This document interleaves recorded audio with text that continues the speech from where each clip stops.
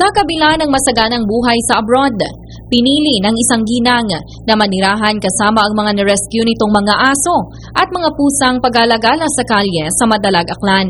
Si Mrs. Nina Inosanto ang nagsilbing tahanan ng mahigit 50 stray dogs at 30 mga pusa na na-rescue niya mula sa pang-aabuso at karahasang dinana sa kalye. Bagamat hindi man makapagsalita ang kanyang mga alaga ay ramdam umano niya ang hirap ng mga ito na pag-alagala sa kalye at walang among inuuwian at wala ring nagmamahal. Of course, hindi sa nakahambay. So, I understood kasi I'm a pet lover. Hindi ko pwede nga i-abandon sa naging abandon yung sana ko previous owner. I-abandon pag sa no. It was not. Animoy parang mga anak na niya kung ituring at itinataguyod ang gastusin sa pagkain at bakuna na umaabot ng libo ang budget para sa mga ito araw-araw. Kung kaya't laking pasasalamat niya sa pagiging supportive ng kanyang banyagang partner, lalo na sa pinansyal. Sa panayam ng K5 News FM Kalibo kay Inosanto na isa sa mga masasakit niyang karanasan ay matapos lasunin ang 22 niyang alaga na may magtangkang manloob sa kanyang bahay at mapalad na lang na ang natitirang mga alaga rin niya ang sumagip sa kanya matapos salakayin nito ang mga sospek.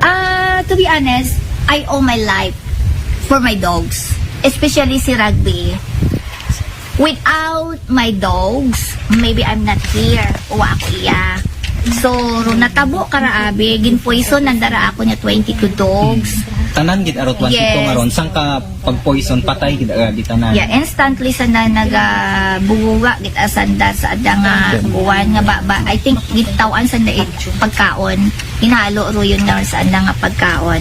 Sa kabila ng pagkakaroon niya ng ginintuang puso ay hindi ito nakaligtas sa mga mapanghusgang mata ng sosyudad. Kung bakit daw ba ito nag-aalaga gayong wala naman siyang mapapala rito. Aniya na hindi umano ito mauunawaan ng hindi mga certified dog lover dahil hindi lang makakapawi ng stress, ngunit dito rin niya natagpuan ang pagkakaroon ng kalinga at tunay na kaibigan. Ipinaabot rin niya sa publiko na sa halip na bumili ay mag-adapt na lang ng mga asong Pinoy. Agra ako niya't ang mahambal, don't buy mga breed nga ron. Don't shop.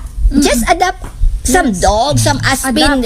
Adapt. Don't shop. Balita mula rito sa lalawigan ng Aklan. Ito si K5 Bradjeline Tornino para sa Kampiyon na Balita, Serbisyo Publiko at Kasiyahan sa Kalibo. K5 News FM.